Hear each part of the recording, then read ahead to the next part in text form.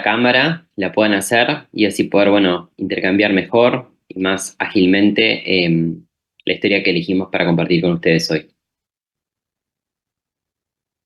Voy a compartir pantalla la historia y a ver si hay algún candidato o candidata que la quiera leer. La vamos haciendo como más compartida y no tan aburrido que hable solo yo. La historia.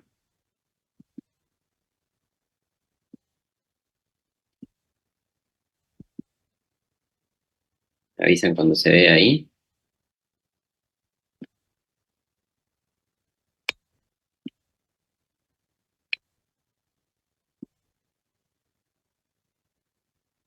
¿Alguien quiere leerla?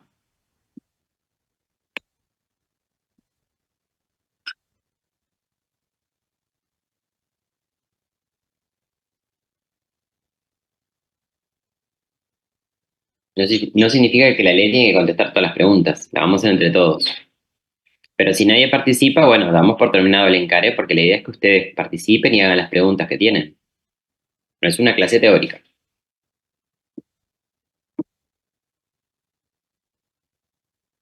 Yo puedo leerla si quieres. Perfecto, Leticia. Adelante. Perdón que no me puedo conectar con la cámara porque estoy en mi trabajo. Escolar de 8 años, sexo femenino, raza blanca, procedente de Piedras Blancas, Montevideo. Motivo de consulta, dificultad respiratoria. Comienza 72 horas previas a la consulta con rinorrea mucosa, tos seca en acceso, fatiga progresiva con ruidos respiratorios audibles a distancia. La madre administra salbutamol inhalado 2 puff cada 4 horas. En la mañana previa a la consulta, dada la no mejoría, concurre por sus medios a la emergencia.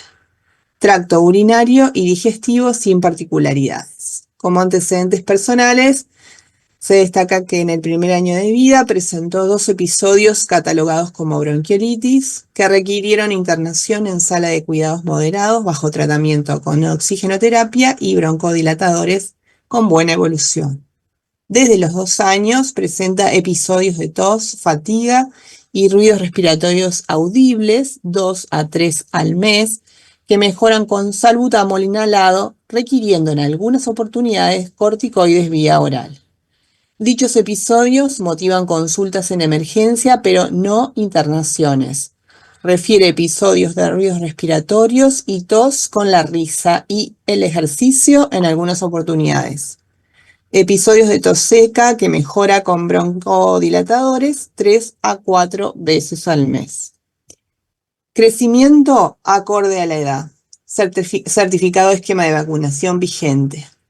Respecto a antecedentes familiares, la madre tiene 42 años y es asmática, hermana de 9 meses con eczema atópico. Como antecedentes ambientales, tiene una casa con techo de chapa, húmeda, calefaccionada con estufa a querosén, padres fumadores intradomiciliarios, mascotas, un perro que duerme afuera y el gato dentro de la vivienda en su cama. Al examen físico en la urgencia, constantes vitales, Glasgow de 15, frecuencia cardíaca de 120, frecuencia respiratoria de 24, saturación de oxígeno 92, ventilando espontáneamente al aire y una temperatura axilar de 36,2.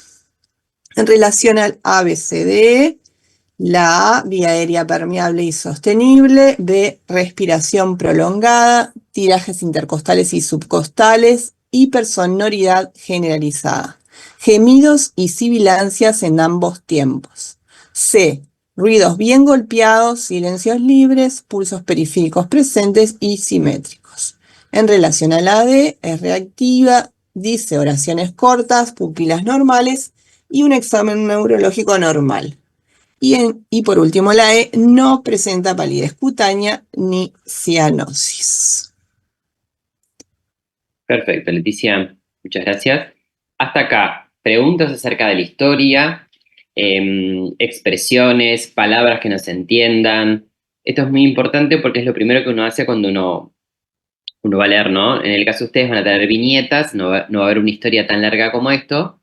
Algunas preguntas van a ser como, bueno, las clásicas múltiple opción con 3 o 4 renglones, y otras pueden tener una viñeta que se acompañe o no de un estudio, ¿no? Por ejemplo, no sé, una gasometría, una radiografía de tórax, una tomografía, para que ustedes después puedan interpretar una secuencia de razonamiento. Pero vamos a imaginarnos que lo más importante es entender lo que la viñeta me está queriendo decir, ¿no?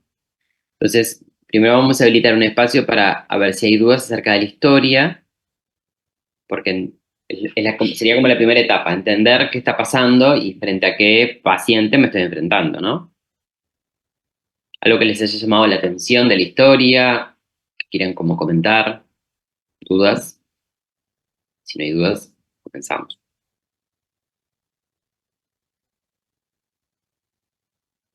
Creo que lo principal de la historia es que no es un niño previamente sano que está teniendo su primer episodio broncoconstrictivo y ahí ya me paro en forma diferente, ¿no? Entonces, lo único que no va a hacer esto es una bronquiolitis, porque bueno, parece que tiene una historia prolongada de eventos de broncoconstrictivos que empiezan desde los 2 años y que bueno, no han parado hasta este momento.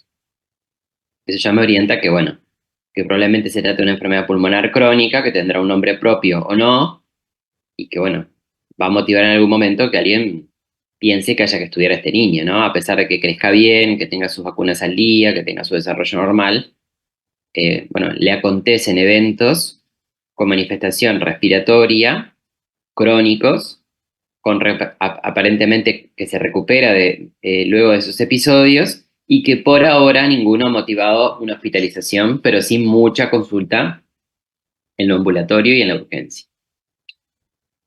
Bueno, teniendo en cuenta este examen, que lo vamos a dejar ahí, la primera pregunta que nos hace es, aplicando el triángulo de evaluación pediátrica, que realicemos el diagnóstico fisiopatológico aplicando el TEP. ¿Quién se anima a aplicarle?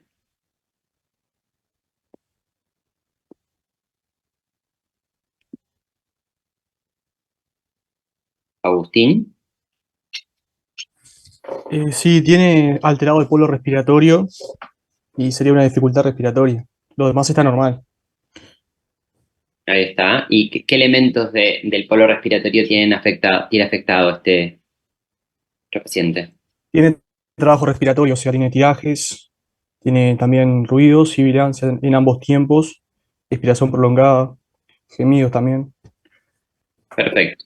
¿Qué de lo que dijiste integra el TEP y qué cosas no integran el TEP? De lo que dijiste hay cosas que integran, está bien, y qué cosas te parece que no están en el TEP. Pueden ayudarlo a compañero también.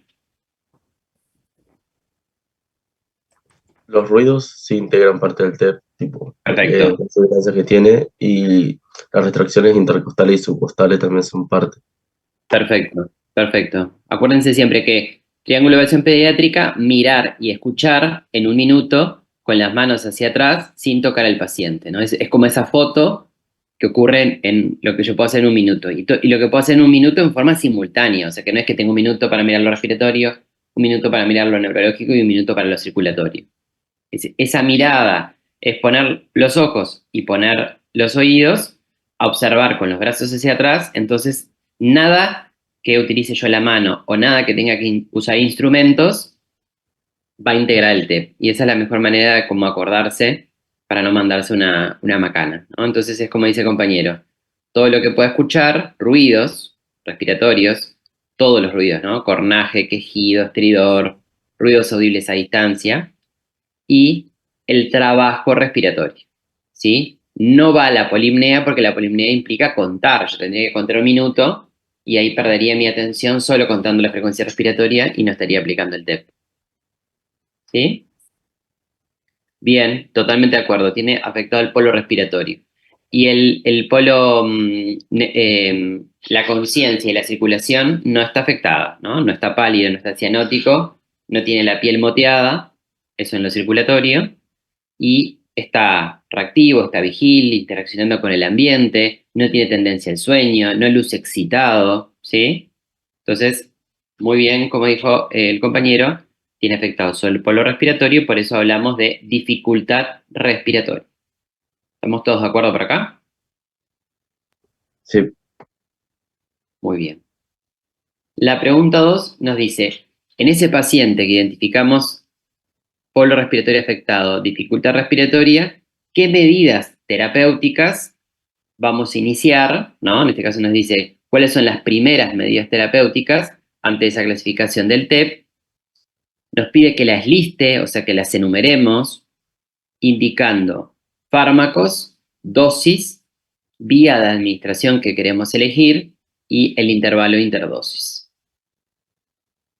¿Quién se anima?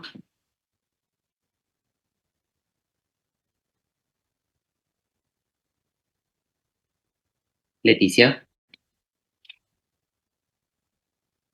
Bueno, en principio, dado el diagnóstico fisiopatológico que acabamos de justamente de definir, la conducta primera sería la colocación de una máscara de oxígeno, una máscara de flujo libre, y colocar al paciente en una posición que favorezca, digamos, lo que es la mecánica respiratoria. Y luego sí, digamos, ir por una terapia, digamos, específica basada en las posibles, digamos, etiologías de este cuadro.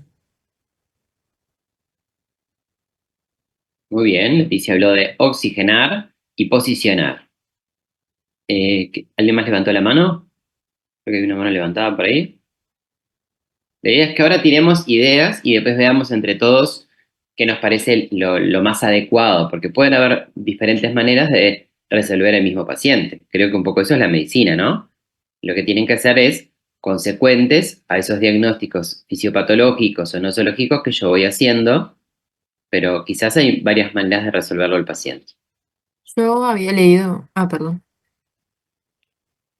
Decinos, Rocío, y después No. le damos la palabra a Pedro. Que había leído como, ya que está con dificultad respiratoria, que además de la oxigenación, que eh, oxígeno al 100%, que al paciente se lo ponía, ya que tenía 8 años, en posición semi-incorporada, se le aspiraba las secreciones y bueno, se le trataba así, depende de lo que tenía. A él se le podría poner, eh, creo que ahora es que se está con formote, formotadá. Bueno, no me sale en este momento. Juan Montero, querías decir. Sí, eso.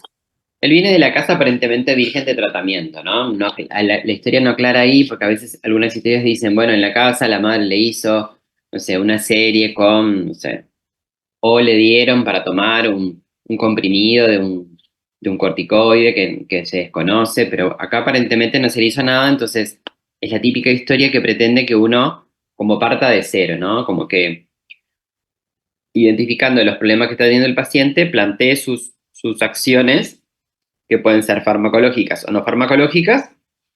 Algunos de ustedes ya les empezaron a enumerar, pero para que arranquen desde cero, ¿no? No arranquen como en un estadio como más avanzado en donde se probaron fármacos que no funcionaron. Por lo menos la historia no aclara eso. Pedro y después Graciela. Sí, eso que comentaba Rocío del aspirado de secreciones, porque este niño tenía una rinorrea mucosa y también, o sea, que está teniendo bastante trabajo respiratorio, podríamos empezarle ya con beta 2 agonistas. Eva, ¿te acordás de alguno? Sí, podría ser salbutamol, que es de acción corta y rápida, o el formoterol que mencionaron, también es de acción larga, pero es de acción rápida también, podría servir. Ahí va. ¿Y te acordás la dosis? ¿Cómo se lo vas a administrar ese salbutamol? Me parece que acá en emergencia ahí serían 4 a 6 puff por ahí cada 15-20 minutos y ver cómo va evolucionando. Vamos a ver. 4 a 6 puffs. Yo me estoy anotando acá para acordarme. 4 a 6 puffs. ¿Cada cuánto? Cada 15-20 minutos. Bien. ¿Y cuántas veces le vas a hacer esto? Luego le podías hacer como hasta 3 rondas siempre antes de hacerle una ronda más, vas viendo cómo evoluciona, si no mejora, le puedes hacer hasta 3, y ahí va escalando en la severidad de la crisis. Bien, ya me anoté todo lo que dijiste, Pedro. Y respecto a la oxigenación, la compañera había dicho que le iba a poner una máscara de flujo libre. No me dijo todavía cuántos litros minutos. ¿Qué te parece eso? ¿Estás de acuerdo? ¿Conoces algún otro método que quieras empezar con él? Capaz acá sí empiezas con máscara de flujo libre para ver cómo lo toma y también dependiendo de si va mejorando o no el cuadro, podrías ver de cambiarla a una máscara con reservorio o algo, pero inicialmente sí a una máscara de flujo libre con alto flujo. ¿A cuántos litros?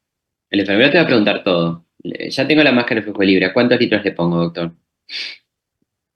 Me suena que hemos visto como a 15 litros minuto, puede ser, Me anotó. Vaya pensando el resto, ¿eh? pero Oye, no lo recuerdo bien.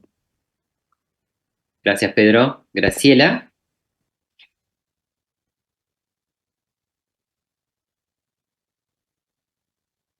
Graciela, te escuchamos.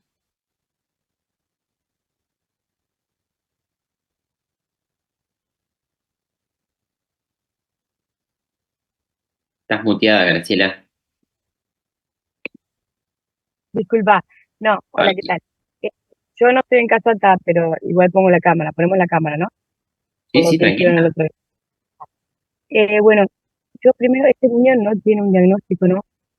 Eh, no ha sido tratado previamente, pero yo con lo primero que empezaría es, le pondría, ya que tiene dificultad respiratoria, fracción de oxígeno inspirada a 2 litros por minuto. Otra cosa que le haría es, como es un niño, fluticasona,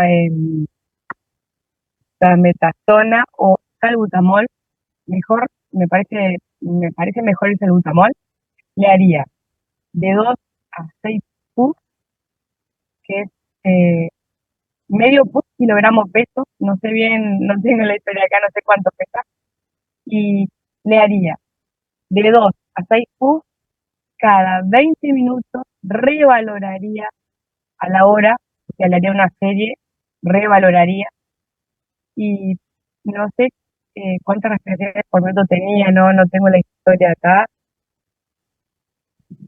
¿Cuál era la frecuencia? 24. Y la Ujú. saturación 92. Ah, y yo le pondría fracción de oxígeno esperada a 2 litros por minuto. ¿Qué más? Y estaría ahí, ¿no? Porque hay que revalorar a ver si tiene una frecuencia cardíaca aumentada. eh, ah, y la posición en realidad sentado. Y otra cosa que me parece importante, que explicarle, más allá de que esto lo va a hacer enfermería, explicarle la técnica a la mamá. No ha recibido previamente, entonces no podemos saber si tiene una mala técnica el niño, Ujú. ¿verdad? Pero tal, Aparentemente ya ha recibido, viste, la historia te dice que sí, desde los 2 años está. tiene episodios broncoconstructivos, Ah, que ha recibido está. salbutamol inhalado, lo usa prácticamente como un caramelo, y que ha Está, recibido perfecto. prednisolona o corticoides orales en otros momentos. O sea que uno podría No inferir tenía internacional. que esta mamá sabe muy bien cómo hacer esto, ¿no? Me parece que está bien lo que decís de aprovechar para Está. repasar la técnica, pero ya recibió estos Está. Igual estamos tratamientos en en algún momento. emergencia. Está. Igual estamos en emergencia, pero está. Habría que ver bien la técnica si se lo hace enfermería y si lo hace ella. Me parece a mí ver si se hace correctamente para ver si, si está cumpliendo el tratamiento, más allá de que ha tenido muchas observaciones. Y está, en este momento no le podemos hacer un diagnóstico, pero requiere un diagnóstico, ¿no? Ujú. O por lo menos una espirometría. Ahora vamos a ver un poco eso, si tú ya no le podrías hacer un diagnóstico, Graciela. No estoy del todo de acuerdo en que no le puedas hacer un diagnóstico con toda esta Yo, historia rica que tiene, ¿no? yo sí le haría el diagnóstico, pero Ujú. de confirmación para mí es espirométrica, ¿no? Ahora, ahí vamos a ver. Obvio, para mí es un asma que está mal controlado, pero no quería decirlo porque sé que el diagnóstico es con una espirometría, ¿verdad? Ujú. Vamos a ver ahora cómo hacemos diagnóstico de asma en niños y si en todos va a terminar en una pirometría. Capaz que si en todos No, no, necesitan una pirometría, no tendrías el diagnóstico de más del 80% de las personas, ¿no? no, el mío se hace otro procedimiento. Es otro procedimiento. Ahí va. Que no me sale ahora en el momento. Em, Vamos a, después, vamos a retomar la terapéutica. Ha salido como varias propuestas terapéuticas. Algunos compañeros dijeron que iniciarían directamente con una máscara de flujo libre, hablando de, bueno, 15 litros minutos, fue el único dato que tenemos por ahora. Ahora, otra compañera trae la cánula nasal a 2 litros minutos. Dijeron que iban a posicionarlo, dijeron que iban a aspirarle secreciones. Está la duda si hacerle salbutamol o formoterol. ¿Cómo? ¿Cuánta dosis quieren hacerle? Le estoy repasando que ahí se sumó la doctora Soledad Tórtola para que se vaya poniendo a punto con las propuestas de ustedes. Quedó la duda si formoterol, si salbutamol. Aparentemente se lo quieren hacer inhalado. 4 o 6 puff cada 15-20 minutos. Por 3. Después salió que cuando hago por 3, cada 20 minutos a eso le llamo una serie. Y después salió la propuesta de indicarle fluticasona, ahora en la crisis. Hay 2 manos levantadas, tenemos la de Agustín y la de Romina. A ver qué Sí, completo. yo estoy de acuerdo con lo que han nombrado. Le pondría salbutamol y también le pondría un corticoide vía oral, que puede ser prednisona, 2 miligramos kilo vía oral. Y bueno, ahí se valora si mejora y si no, escalas a crisis moderada, digamos ya. Ahí va. ¿Y el salbutamol cómo se lo administrarías, Agustín? Inhalado. ¿Inhalado, nebulizado, Sí, solo intravenoso? inhalado. Inhalado. ¿Te acordás la dosis? Tiene 8 años. Sí, yo en realidad tenía medio pus por kilo, Muy habría que bien. calcularle, cada 15 a 20 minutos. Perfecto. Ahí nos Y vamos bueno, sería acercando un eso. poco más. Aparece ese dato, ¿no? Para las series, medio puff kilo peso. ¿Máximo cuánto? Máximo 10. Máximo 10. Perfecto.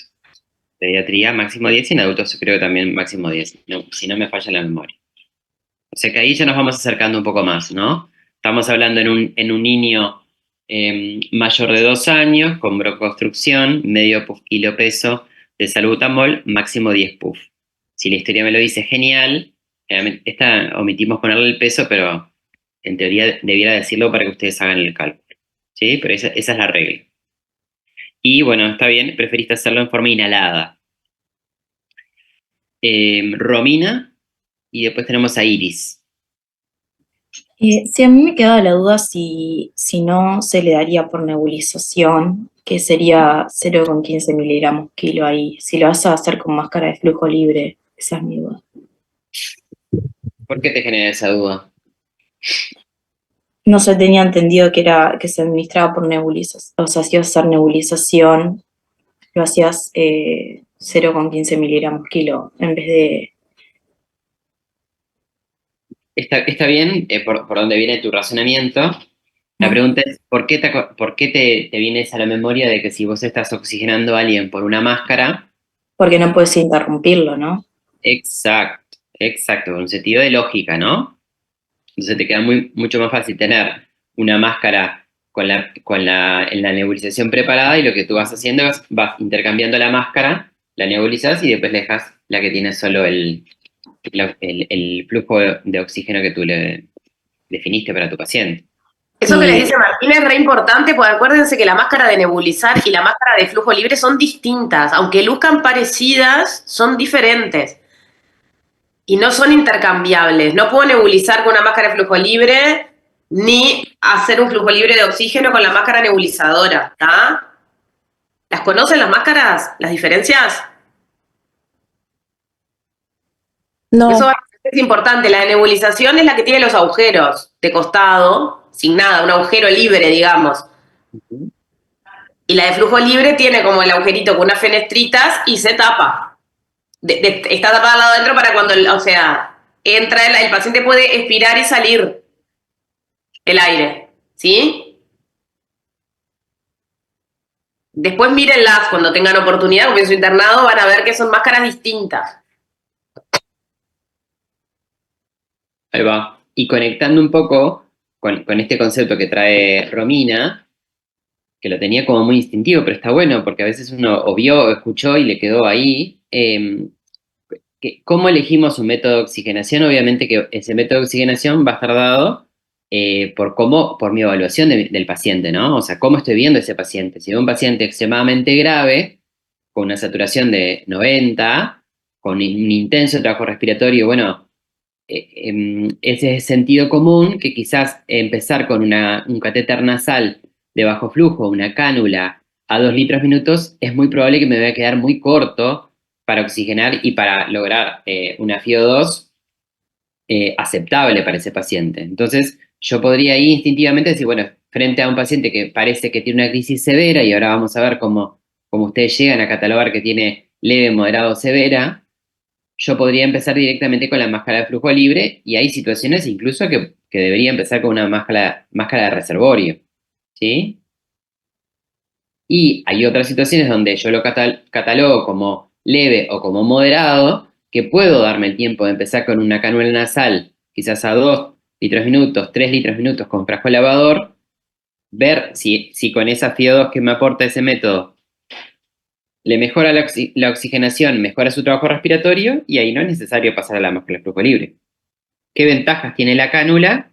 Que me permite, el paciente con su cánula nasal, le puedo hacer la inhaloterapia con el inhalador de dosis medida y no estar sacando y poniendo, puede comer, puede hidratarse. Acuérdense que pasan las horas en la emergencia y los niños, bueno, pierden mucho líquido, hay pérdidas insensibles, necesitan mantener la vía aérea hidratada, el niño puede hablar, puede comunicarse lo que le está pasando. Entonces, si puedo usar el catéter nasal para todos esos beneficios, está bueno. ¿Qué limitaciones tiene? Bueno, la FiO2 que aporta, que es finita, y que para situaciones de gravedad el niño probablemente no vaya a tener una buena dinámica respiratoria, entonces no va a poder hacer toda esa coordinación de inspirar profundamente, soltar todo el aire y ahora hacerte el disparo, ¿no? Entonces, en una crisis severa, es lógico que yo tienda a no usar los inhaladores de dosis medida, quiera usar, y si necesito broncodilatar, utilizar a través de las nebulizaciones, y por lo tanto también voy a utilizar también la máscara de flujo libre para la oxigenación. ¿Se entiende cómo esa diferencia? O sea, en este caso, digamos, podrías empezar con una cánula nasal, porque en este caso no se cataloga como severo, sería como más moderado. Puedes empezar con la cánula y ver mientras vas haciendo todos los otros, los corticoides, el salbutamol y esto. Podés empezar con cualquiera de los dos. Si vos la ves, esta niña, por ejemplo, que es moderada, ¿no? Pero uno la ve y está como más caída, con mucho trabajo respiratorio. Hay veces que se puede empezar con la máscara y va mejorando y decalan. O sea, si alguien acá pone que le va a poner una máscara, está perfecto. Lo que tienen que ser es coherentes. Si ustedes le van a poner una máscara porque consideran que esa niña requiere de una FiO2 más alta, no le pongan puff. Si le van a poner una máscara, no le sacan la máscara para hacerle los puff. Entonces, si le ponemos máscara, lo nebulizamos. ¿Está? Pero es válido. La severa no hay duda que va con máscara. La leve no hay duda que va con cánula. La moderada les puede quedar la duda y está bien. Ahí es bien en qué tan moderada. Si es moderada más para arriba, moderada más tirando a leve o más tirando a severa. Lo que es importante es el concepto. Ustedes ven un niño con mucho trabajo respiratorio, no le ponen una cánula. O capaz que les pasa que lo ven con mucho trabajo respiratorio y todavía no pudieron terminarlo de hacer el paso y terminarlo de valorar. Es mejor que le pongan una máscara y cuando lo terminan de valorar le cambian a cánula, no pasa nada. Es algo dinámico. Pero yo en realidad lo había pensado por el hecho de que tiraron de una máscara de flujo libre. Yo en un principio dije, pero si la frecuencia respiratoria está en 24, no es tan alta, la frecuencia cardíaca no está tan alta, no está tan mal, o sea, es moderada, podría empezar con una cánula todo el tratamiento y ver si se afloja un poco. Para no Es válido como puede venir otra compañera, otro compañero y te diga, sí, mirá, pero yo no lo veo bien, entonces le voy a empezar con la máscara y cuando le empiezo a hacer todo el tratamiento, si veo que va bárbaro, ya le pongo la cánula. Y también está bien, estamos hablando de diferencias de media hora a una hora, no cambia. ¿Qué sería lo incorrecto? No oxigenarlo. Exacto.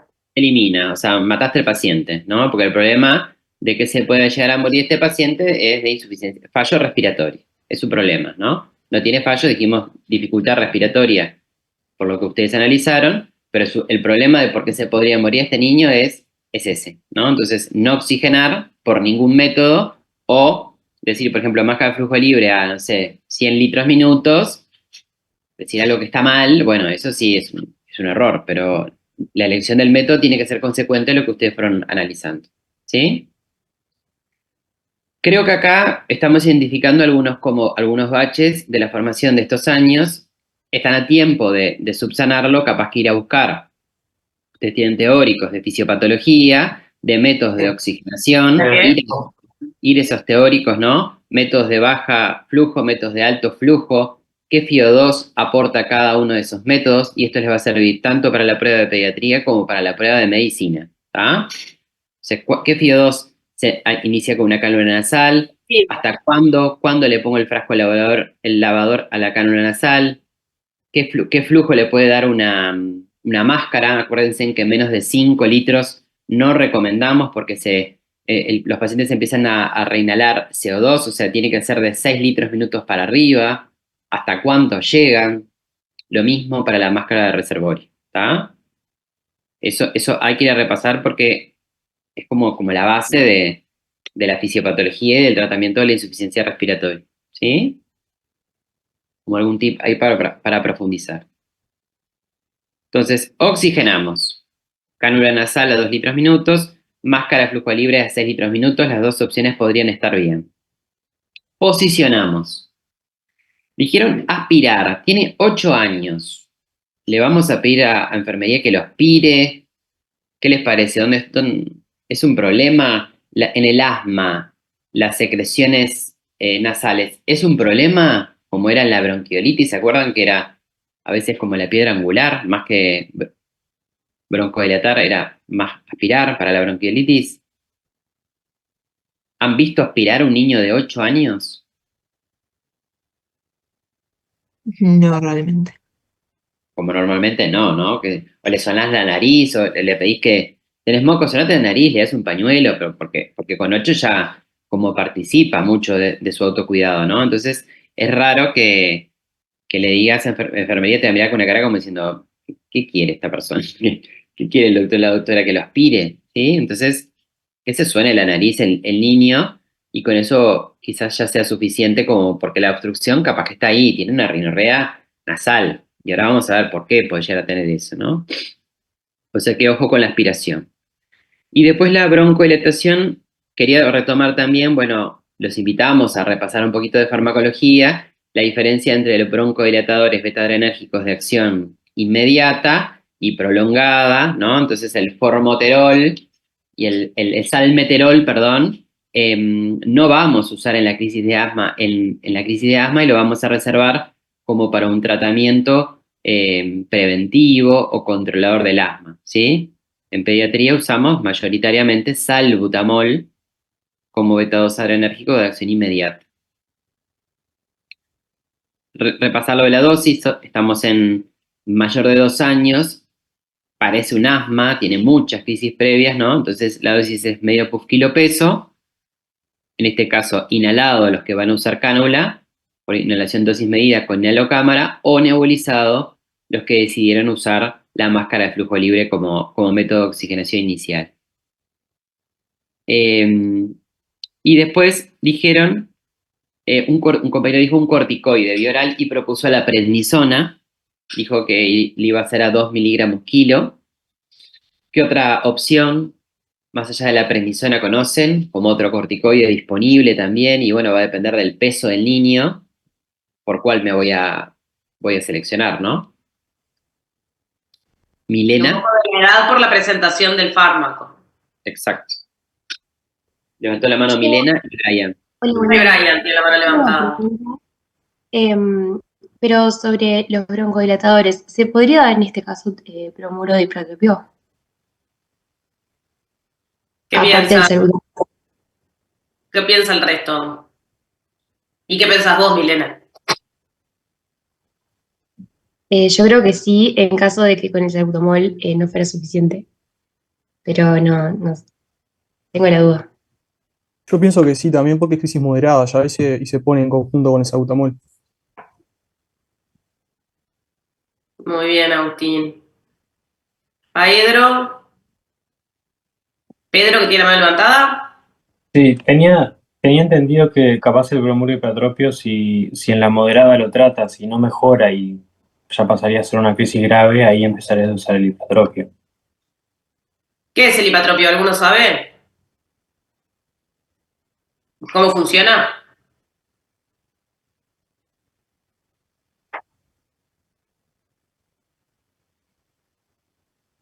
Es un anticolinérgico. ¿Y cuál es su función, Mariana? Em, Está bien, sí, lo es, pero ¿cuál es su función? ¿Por qué lo Es usamos en la un crisis asmática? bloqueador de acción corta. No se te entendió, Milena, discúlpame.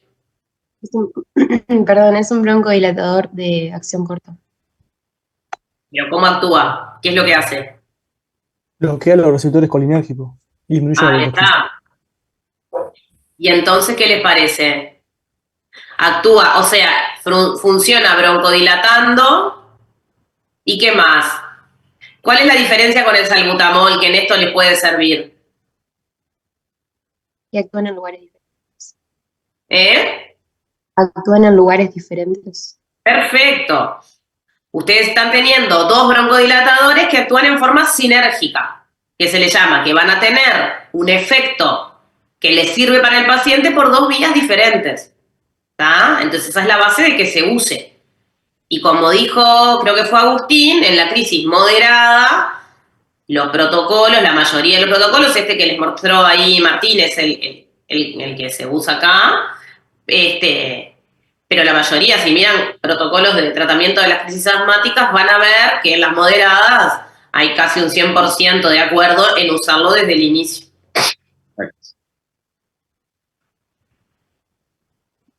Acá para salir del entuerto, como dice mi madre, vamos a dar un pasito y después volvemos.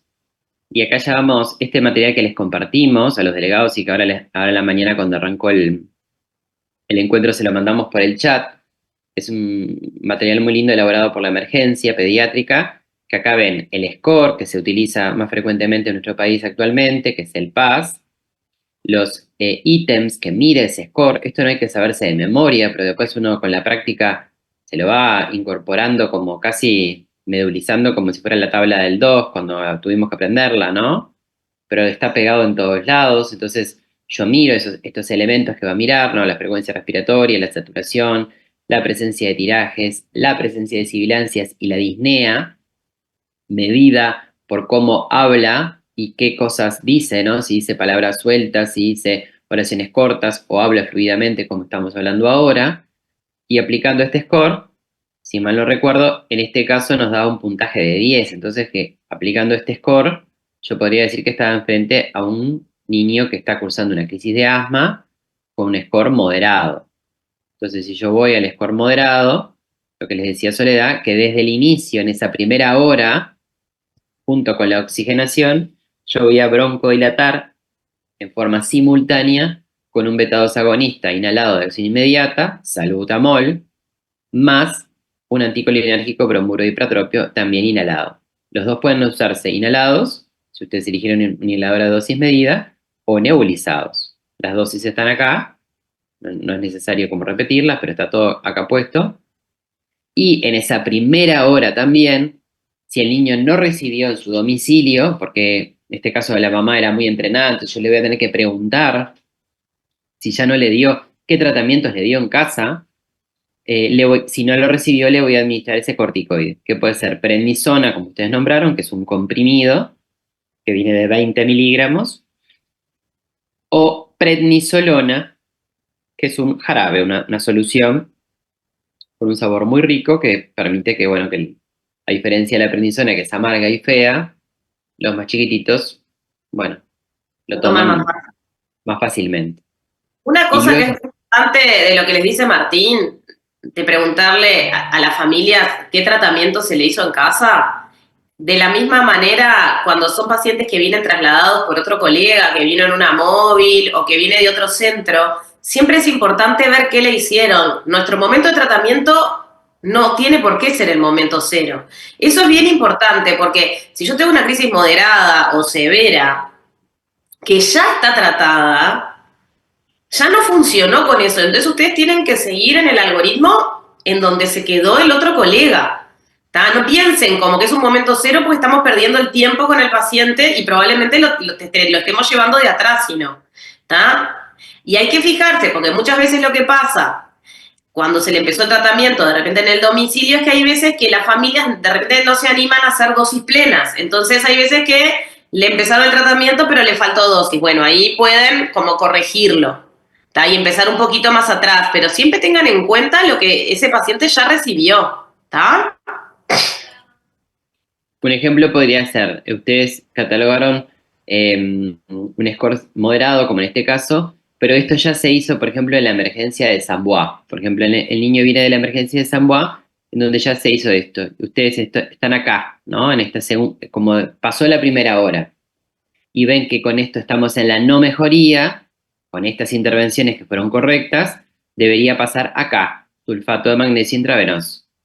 Y no hacer de nuevo todo esto o cosas menores, ¿no? Diferente es, si esto no se hizo, empiezo por esto y ahí evalúo. ¿Mejora o no mejora?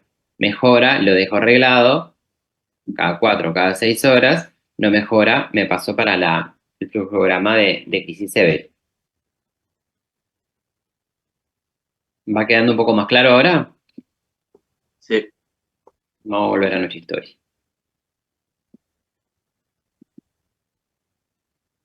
Entonces, clarificamos oxigenación, clasificamos posición, aspiración, broncodilatación. Una broncodilatación, aparece la palabra sinérgica con salbutamol e hipertropio. Y el corticoide piedra angular del asma, ¿no? Porque yo lo que necesito es desinflamar. Entonces, por más que yo solo lo broncodilate, estaría haciendo un tratamiento del síntoma, de lo que estoy escuchando, pero no estoy resolviendo el problema final, que es ese estado de inflamación permanente de un pulmón que vive inflamado y que tiene exacerbaciones y remisiones, ¿sí? Fluticasona. Salió ahí la palabra fluticasona, crisis de asma. ¿Qué comentarios les merece la fluticasona? Sí, no y cuándo. Exacto. Sería para el tratamiento de mantenimiento, más que nada. No tanto para crisis. Bien. Está bueno que aparezca la palabra fluticasona en la cabeza, porque uno dice, bueno, ve esa historia, ve que desde los 2 años tiene broncoobstrucción, que tiene como muchas, que pasa consultando la emergencia. Está bueno que en la etapa que están ustedes se les prenda la lamparita y digan, bueno, este no tendría que tener un fármaco de uso crónico que tenga el objetivo de reducir el número de crisis, reducir el número de la gravedad de esas crisis y mejorarle la calidad de vida. Bueno, si eso pasó, está bueno, pero no es un fármaco que yo lo haga porque de hecho ya elegí prednisona o prednisolona, o podría usar hidrocortisona, ¿no? Intravenosa, porque el mecanismo de acción y la rapidez de acción de esos medicamentos son ideales para lo agudo. Este va a empezar a actuar, pero le va a llevar un poco de tiempo. Entonces son ideales, porque además la dosis es muy bajita, usarlo en forma crónica y no en forma aguda. Han habido estudios que han intentado ver qué pasaba con la fluticasona en el asma, en la crisis, pero no llegaron a ningún lado, ni de su efectividad, ni de su... O sea, no genera efectos adversos, pero no da beneficios. Usarlo ahí. Lo importante es que si el paciente lo recibe, nadie se lo suspende, ¿no? Por más que esté en una crisis, lo que sí es que probablemente si lo recibe bien, ya lo recibió en la mañana y después lo tendrá que recibir de noche. Pero no les va a ayudar, como les dice Martín, en la crisis porque el efecto es más a largo plazo. Exacto. ¿Alguna otra acción terapéutica que no hayamos nombrado? Que alguien quiera proponer, o algo diferente.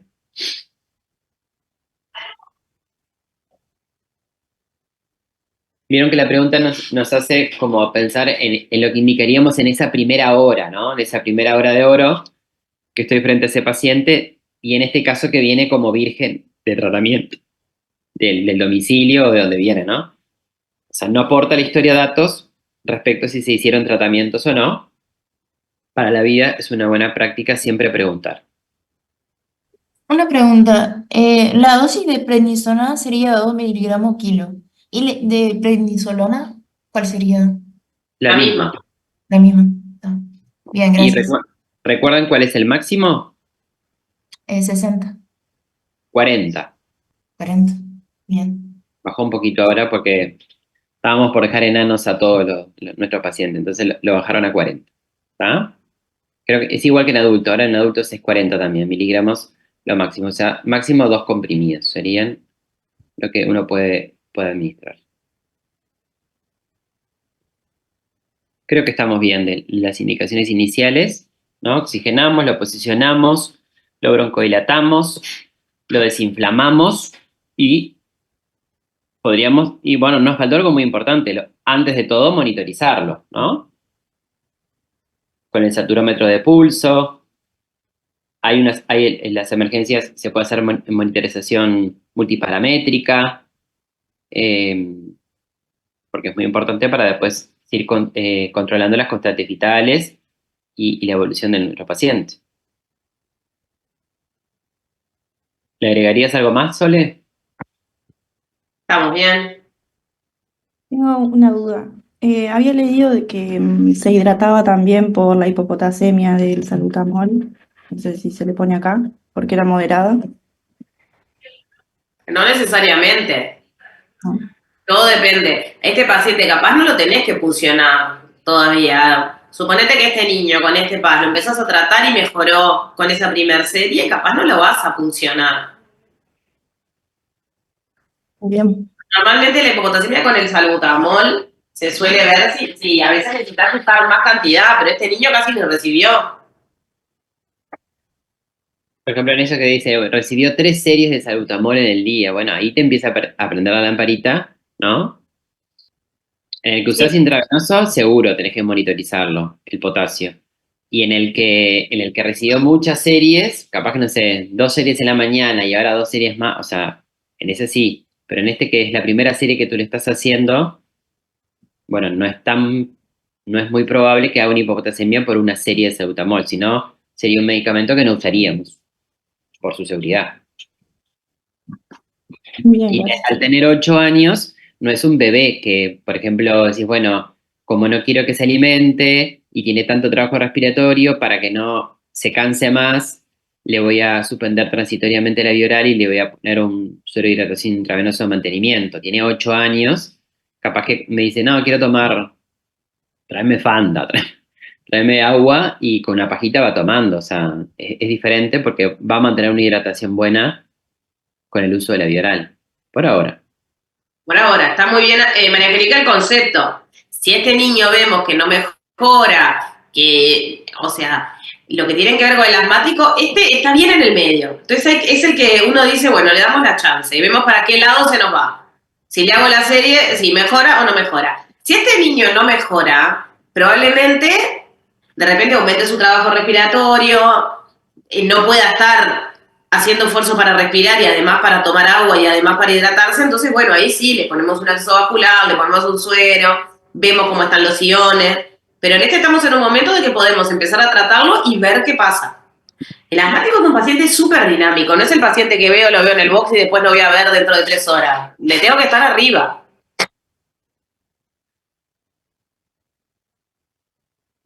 Pero está buena tu pregunta, porque es como del día a día y son esas preguntas que nos hacemos cuando estamos viendo a los pacientes. Muchas de ellas, las preguntas que tienen ustedes, también se van a ir como resolviendo con la experiencia, ¿no? Y el internado quizás es el momento ese de cerrar como esos temas, esas cajitas como que se abrieron, viendo pacientes, y cada vez que ven un paciente ustedes van a ir como aplicando esto, que bueno, que parece como muy teórico ahora y que después va a ser como muy revelador. Por eso, estudiar y tratar de cómo redondear el tema los va a fortalecer a la hora después de enfrentarse al paciente y decir, bueno, esto era por esto, ¿no? Como ir cerrando. Cuando falta Esa duda de María Angélica nos pasa todos los días, cuando nos mirás y, ay, este nene, le dejo un poquito más a ver si no lo tengo que a ver si ya mejora o no. Te haces esa pregunta en el pie de cama del paciente. Bueno, vamos a avanzar en la pregunta 3, que va media conectada con las que le siguen. Bueno, frente a esta historia, ¿no?, que ustedes pudieron construir, que como decía el otro día la profesora Dalorzo, son historias en la emergencia acotadas, dirigidas, breves, porque lo que importa es estabilizar al paciente y después yo voy a tener tiempo para reconstruir esa historia, ¿sí? ¿A qué nos hace ir? Ya fuimos hablando un poco, pero ¿a qué nos hace pensar de qué le está pasando? ¿Cuál es el diagnóstico nosológico que tiene el paciente? ¿Cuál podría ser su probable diagnóstico? O probables diagnósticos, porque pueden haber varios. ¿Una crisis asmática? Es uno de ellos. Uh-huh. ¿Qué otro diagnóstico puedo hacer? En base a los hallazgos que encontraron ustedes, las constantes vitales, los datos de la anamnesis, del examen físico.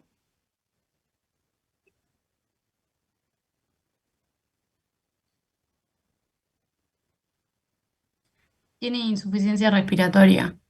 Muy O sea, bien. elementos Muy clínicos bien. Perfecto.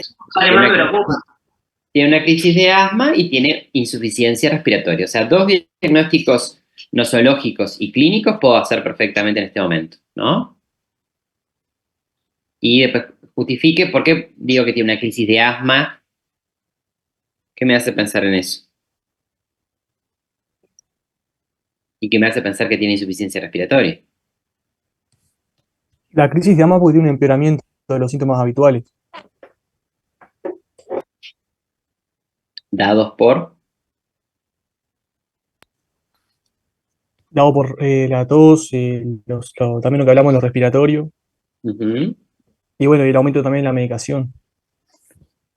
En un niño que Ya venía con síntomas de la enfermedad. ahí va, y que había tenido otros episodios similares a estos, separados en el tiempo, con recuperación entre estos episodios, ¿no? O sea que es un nene que no es la primera vez que está teniendo un episodio broncoconstrictivo. Y que vive en Uruguay en este clima. Exacto. Y que tiene las madres también, aparte, tiene antecedentes asmática, tiene la hermana con dermatitis atópica, que es, Eso, debe ahí ser empiezan a juntar también todo. la madre tiene atopía, o sea, todo como está muy relacionado. Exacto. Madre asmática, hermano con eczema atópico, tuvo no sé cuántas mil crisis previas, mejora con salbutamol, ha necesitado cortico, o sea, toda la historia me hace llevar a eso, ¿no? Que probablemente ahora tiene una crisis de asma, o sea, una exacerbación de esa enfermedad pulmonar crónica, y que tenga una enfermedad pulmonar crónica que explique esto. ¿Y por qué tiene insuficiencia respiratoria? ¿Cómo llego a que tiene insuficiencia respiratoria? Porque está desaturando, está con trabajo respiratorio, o sea, está utilizando los músculos accesorios y todo. Tiene disnea, falta de aire. No tiene polimnea, creo, todavía, pero... Está muy bien, ese es el diagnóstico clínico de insuficiencia respiratoria y también hicieron el diagnóstico por todos sus antecedentes que este niño probablemente sea un asmático y esta sea una crisis asmática. Lo que ahora nos falta juntar es por qué la crisis asmática tiene insuficiencia respiratoria. Porque puede ser un asmático y tener otro problema. Uh-huh. Entonces, ¿el asmático puede tener insuficiencia respiratoria? Sí, obvio. Sí, sí, puede tener, claro. Perfecto. Según la producción parcial de oxígeno. ¿Por qué tienen insuficiencia respiratoria los asmáticos? ¿Qué les pasa? Por la fisiopatología, porque aumenta el trabajo respiratorio y porque disminuye la presión parcial de oxígeno arterial. Bien. Claro, por O sea, la sería- obstrucción, o sea, lo que pasa es que no lleva aire a los alvéolos, no se produzca el intercambio gaseoso de manera correcta. Ahí está, pero ¿por qué no le llega el aire a los alvéolos? ¿Qué le pasa al aire? Hay obstrucción de vía aérea. Gracias, ahí está. Bien, Entonces, bien. está bueno, aunque parezca como de perogrullo, como te dice, está bueno pensar, está perfecto lo que ustedes dijeron, tiene insuficiencia respiratoria y tiene una enfermedad que explica esa insuficiencia respiratoria o no, porque si no me toca poner a pensar otra cosa. Entonces, sí, claro, tiene insuficiencia respiratoria, tiene clínicamente una broncoobstrucción y yo sé que este niño, cuando hay broncoobstrucción, tengo una desigualdad de Q, me llega menos oxígeno al alvéolo y en realidad este niño tiene estos antecedentes que me hacen pensar que esa obstrucción es por una exacerbación de una enfermedad asmática. Porque yo no sé, yo qué sé, este niño de repente capaz lo sacaron de un incendio y lo que tiene es una enfermedad por inhalación de humo. ¿Entienden? O sea, porque no todo lo que chifla es asma en esta vida. Capaz tiene, no sé, una inhalación de humo, capaz tiene insuficiencia cardíaca. No digo en este caso, pero o sea, siempre unan todo. Entonces, sí, tiene insuficiencia respiratoria, tiene elementos de broncoobstrucción en un niño que parece que tiene una enfermedad y que esto perfectamente puede ser una exacerbación de su crisis asmática y además no tiene todo lo otro. ¿Sí?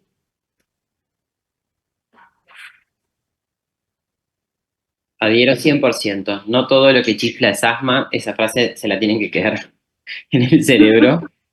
Pero en Uruguay la mayoría de lo que chifla, por suerte, es asma. Por Pero suerte. está bien como para abrir ese abanico porque el error de anclaje puede ser fatal, ¿no? O sea, el pensar que solo una persona tiene esto, y irme con eso y que termine no siendo. Pero bueno, por eso está como un temario de encuentro como para preparar y para la prueba también por la prevalencia y la frecuencia de este motivo de consulta, ¿no? Es sumamente prevalente el asma en nuestro país. Entonces estábamos que tiene insuficiencia respiratoria. Y me gustó cómo empezaron que dijeron, bueno, ¿por qué? Porque tiene trabajo respiratorio, dado por presencia de tirajes, expiración prolongada y polipnea. Y además tiene una saturación de oxígeno de 92 ventilando al aire. ¿Y qué pasa con la saturación en pediatría? ¿Se acuerdan de por qué es saturación? ¿Cuándo saturación? ¿Cuándo gasometría? ¿Le hacemos gasometría a todos los niños? ¿Por qué? ¿Por qué sí? ¿Por qué no? ¿Qué se acuerdan del curso? A mí lo que me parece es que se trata de no hacer gasometrías arteriales, se hacen venosas y más o menos una presión parcial de oxígeno de 90 o 92 se correlacionaría con una saturación de 90 se correlacionaría tal vez con una presión parcial de oxígeno de 60, si no me equivoco. Ujú. Por la curva de asociación de hemoglobina, ¿te acordaste de eso? Está Claro, bien. entonces tratamos de no hacerle a los niños una gasometría arterial porque sobre todo es muy doloroso. Eso. Creo Eso. que La la arterial idea la reservamos para la crisis a veces asmática severa, refractaria a los tratamientos, en un contexto de una unidad de reanimación y estabilización, la URE o el CTI pediátrico, y la gasovenosa se puede usar, de hecho algunas solicitamos, no es algo que no se use la gasovenosa, pero mayoritariamente el diagnóstico lo hacemos en forma clínica y complementada con el uso del saturómetro de pulso, porque es bastante equivalente a lo que realmente está pasando, no invasivo, y yo sé que en un nene con una crisis de asma o con una bronquiolitis o con otra enfermedad respiratoria, todo lo que le vaya a aumentar la ansiedad va a empeorar el cuadro respiratorio, o sea, puede poner en mayor riesgo eso. Entonces, basando en todos esos aspectos, es más práctico para la pediatría usar la saturación de oxígeno.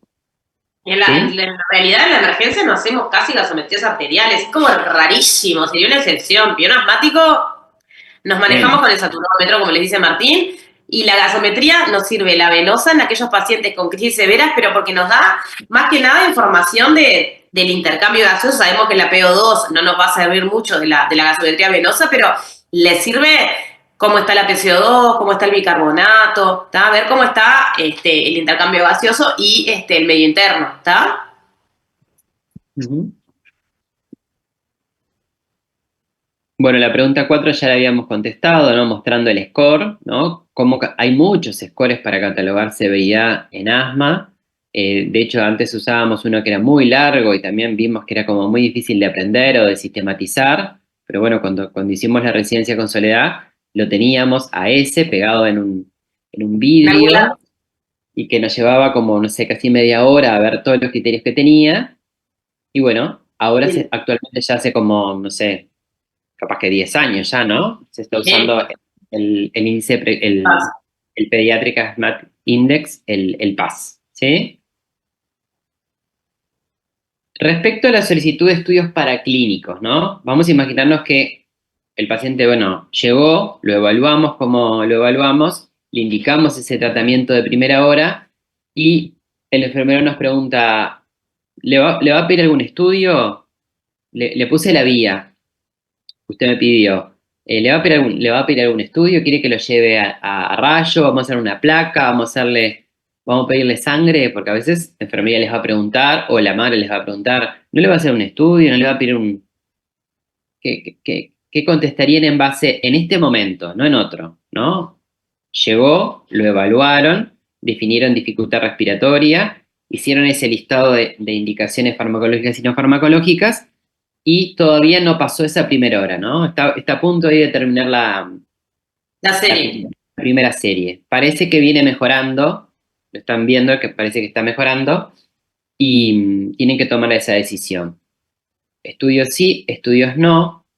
¿Cuáles? Y antes tibia, no, porque la decisión de poner la extravascular también la tienen que dar ustedes. ¿Le pondrían, no le pondrían? ¿Le harían estudios o no?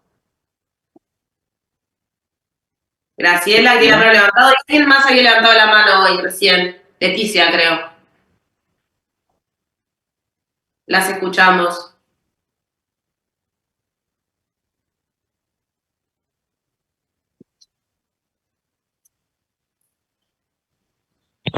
No sé si quiere hablar primero la compañera, no sé.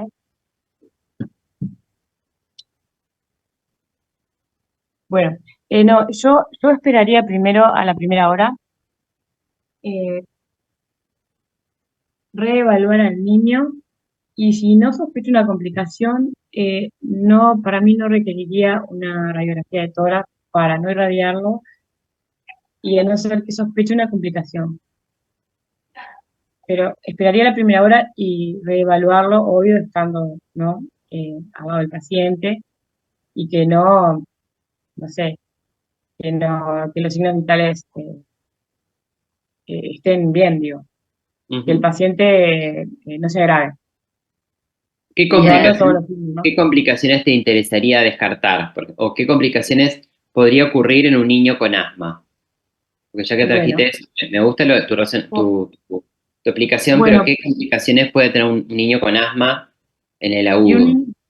un niño con asma puede tener una infección respiratoria, alta o baja, pero baja podría ser una neumonía, podría tener un neumotórax, podría tener ¿qué otra complicación? Bueno, Está muy bien todo, ¿eh? en realidad pueden tener muchas complicaciones. Otra que es bastante frecuente, o un poco más frecuente que el neumotórax, por suerte para los niños y para nosotros. Atelectasia. Una atelectasia, muy bien, no sé quién lo dijo. Claro, atelectasia, sí, claro. Muy bien, está perfecto. Todas esas complicaciones las pueden, si las sospechan, las podrían ver en una radiografía. Está muy bien. Clínicamente y en una radiografía. ¿Y por qué, Graciela, en la misma niña, por qué decís que si mejora no se la harías? Y porque si empieza a saturar mejor, si veo que primero que una serie, a no ser que el paciente, no sé, desature a no sé, a 86, en realidad yo tengo que primero hacer otras medidas. Le puedo agregar, como decimos hoy, le hago otra serie, le puedo agregar sulfato de magnesio, le puedo agregar corticoides intravenosos. Si en todo eso el paciente no se empieza a describir conciencia o el paciente se agrava y lo tuviera que intubar, bueno, yo ahí tengo que hacer una serie de exámenes, supongo que está sacarle sangre y todo, y bueno, el paciente se agravó y se toca hacer una radiografía y tal vez descartar otras etiologías.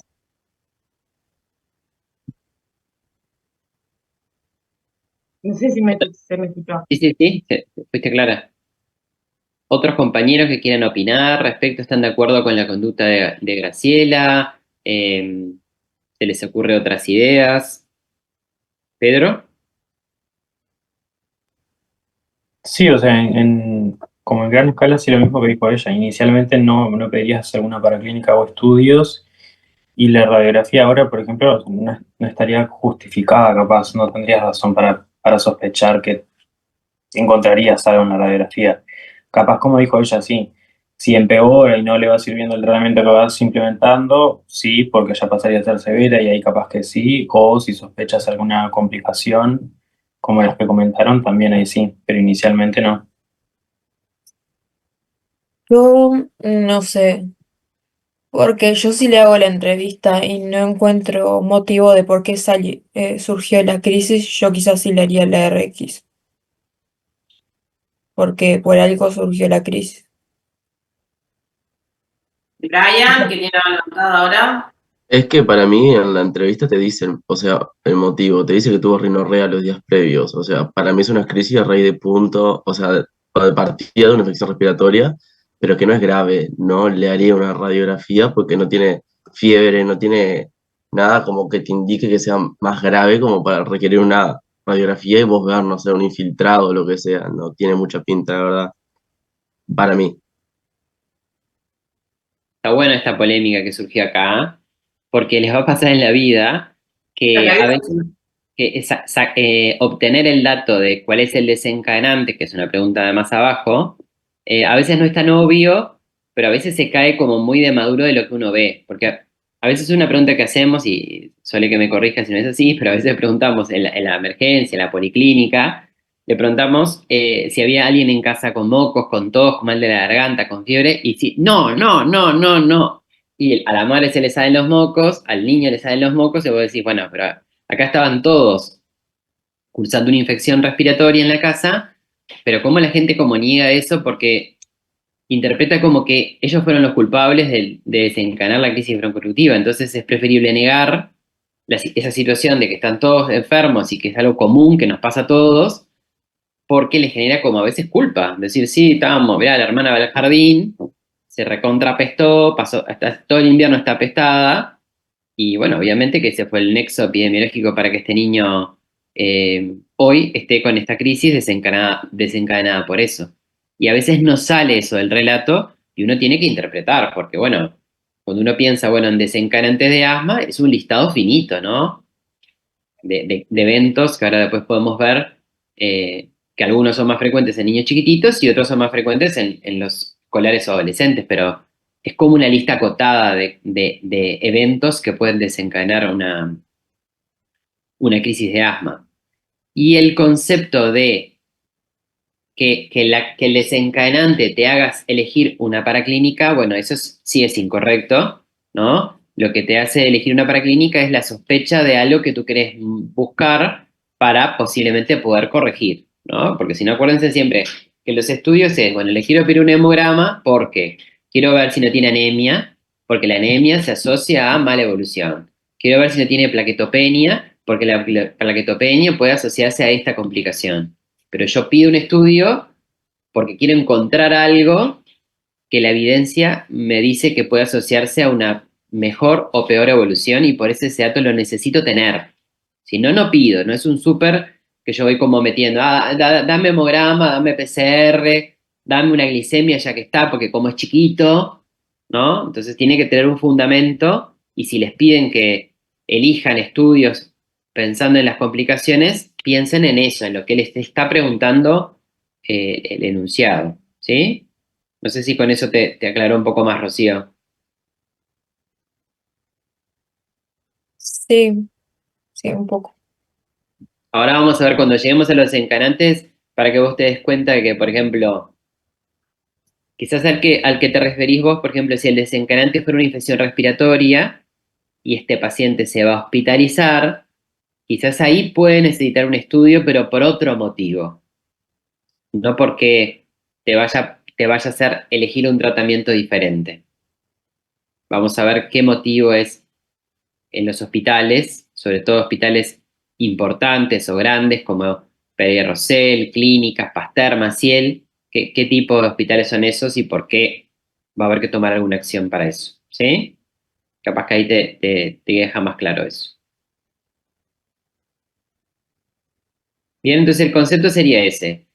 Hay situaciones que me hacen que de entrada yo ya tenga que pensar en un estudio, sospecho de una complicación, crisis severa que no responde a los tratamientos, o que luego de una hora el niño esté igual o peor, o sea que no respondió a ninguna medida de las que hice. Bueno, pienso en la posibilidad de una complicación, en este caso las mecánicas, y defino si va a radiografía o no, pero siempre en un paciente estable, ¿no? Y también pensar en la posibilidad de poder hacer ese estudio en pie de cama si tenés un técnico que, bueno, que se puede trasladar o no, hacerse el estudio si fuera necesario. Pero inicialmente crisis moderada que respondió, quizás no necesite ningún estudio para eso, ¿sí? Tiene su lógica, porque nosotros sabemos que la terapéutica del asma, o sea, las terapéuticas de los pacientes están estudiadas y validadas porque son las técnicas con las que mejoran. Entonces, es lógico pensar que yo le pido laboratorio o imagenología a pacientes que no mejoran con lo que deberían mejorar. ¿Se entiende? Uno lo piensa así. Por eso es que decimos, no, si mejora en realidad no, y que mejoró no debe tener ninguna complicación, o por lo menos ninguna que sea importante para el paciente. Si no mejora con lo que tendría que mejorar, tengo que pensar si no está pasando algo. Exacto. Y aquí nos trae eso, bueno, ¿a qué etiologías o desencadenantes plantearían en este caso y qué otras conocen ustedes?